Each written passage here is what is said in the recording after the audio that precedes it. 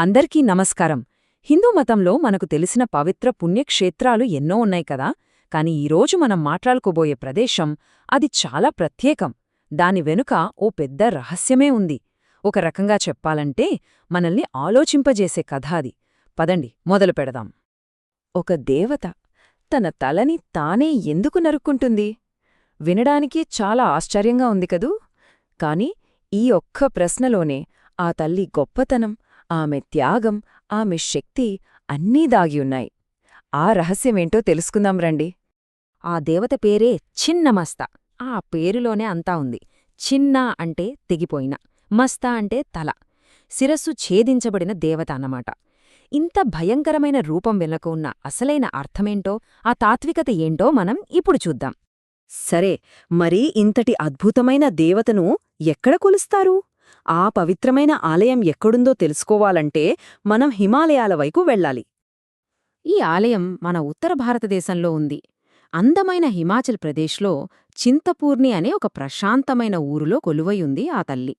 ఆ పేర్లోనే ఉంది చూడండి, భక్తుల చింతలన్నింటినీ దూరం చేసే శక్తి అని నమ్ముతారు.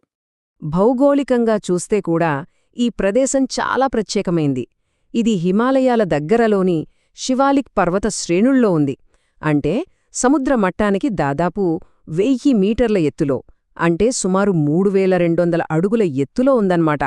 ఆ చుట్టూ ఉండే ప్రకృతి, ఆ ప్రశాంతత ఈ ప్రదేశానికి మరింత దైవత్వాన్ని తీసుకొస్తాయి. అంతేకాదు, ఈ ప్రదేశం ప్రాముఖ్యత కేవలం ఈ ఒక్క గుడికి మాత్రమే పరిమితం కాదు. హిమాచల్ ప్రదేశ్లో ఉన్న 5 అతి ముఖ్యమైన శక్తిపీఠాలలో ఇది ఒకటిగా భావిస్తారు. అంటే ఈ ప్రాంతంలో ఉన్న పవిత్రమైన దేవతల ఆలయాలన్నింటిలో దేనికొక ప్రత్యేక స్థానం ఉందన్నమాట. సరే, ఈ ప్రదేశం యొక్క భౌగోళిక ప్రాముఖ్యత చూశాం కదా. ఇప్పుడు మనం అసలు కథలోకి వెళ్దాం. ఈ ఆలయం వెనుక ఉన్న అద్భుతమైన కథలేంటో విందాం. ఇక్కడ ఆశ్చర్యకరమైన విషయమేంటంటే, ఒక కథ కాదు, 2 శక్తివంతమైన పురాణ కథలు ఈ ప్రదేశంతో ముడిపడి ఉన్నాయి. ఈ 2 కథలు వేర్వేరుగా విన్నా అద్భుతంగా ఉంటాయి.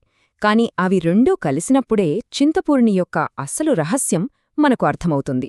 మొదటిది సతీదేవి పురాణం. ఇది అసలు ఈ ప్రదేశం ఎందుకు అంత పవిత్రంగా మారింది అని వివరిస్తుంది. ఇక రెండవది చిన్నమస్తా పురాణం.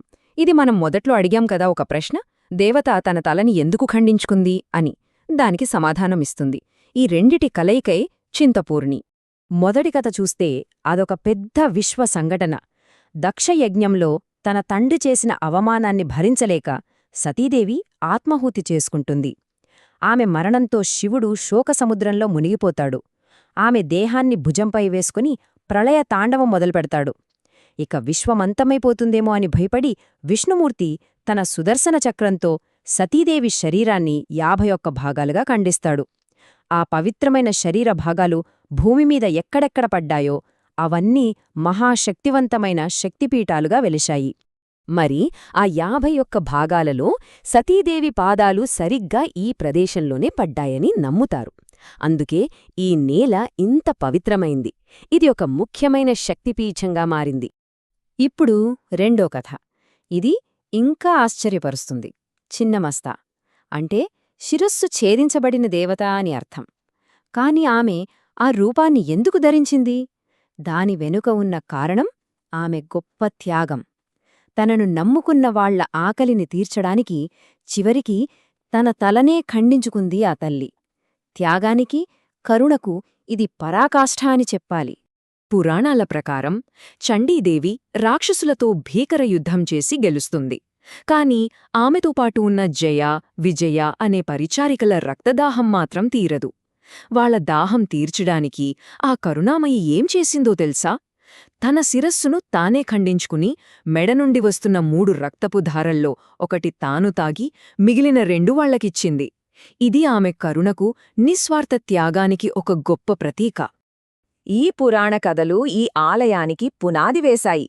సరే, మరి శతాబ్దాలుగా భక్తుల నమ్మకం ఈ ప్రదేశాన్ని ఎలా సజీవంగా నిలిపిందో ఇప్పుడు చూద్దాం. పురాణం నుంచి వర్తమానానికి మన ప్రయాణం కొనసాగిద్దాం.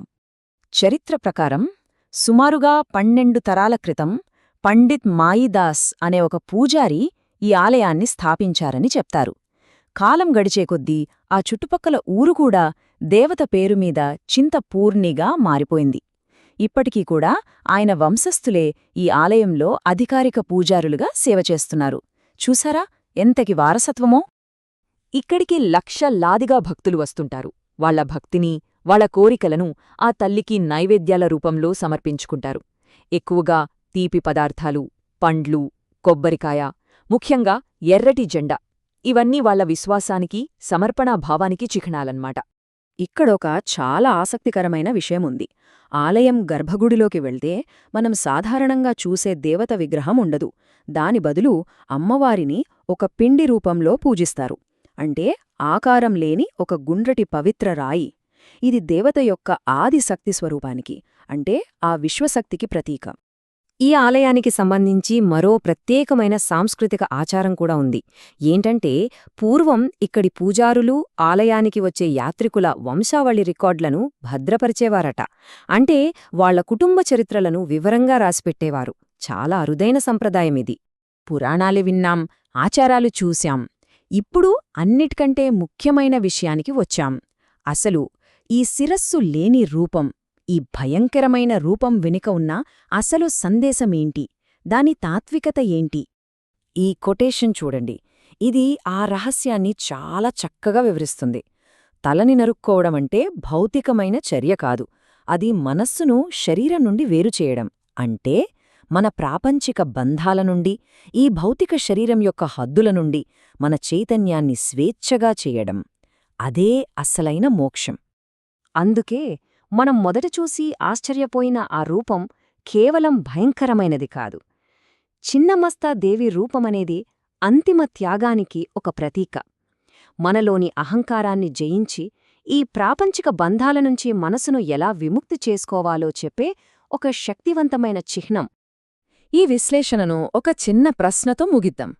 చిన్నమస్తాదేవి కథ మనకు అంతిమ త్యాగం గురించి గుర్తుచేస్తుంది. సరే, మరి ఈ రోజుల్లో మన ఆధునిక జీవితంలో అంతిమ త్యాగమంటే అసలు అర్థమేంటి? మన అహంకారాన్ని వదిలేయడమా? ఇతరుల కోసం మన సమయాన్నివ్వడమా? లేక మరేదైనా?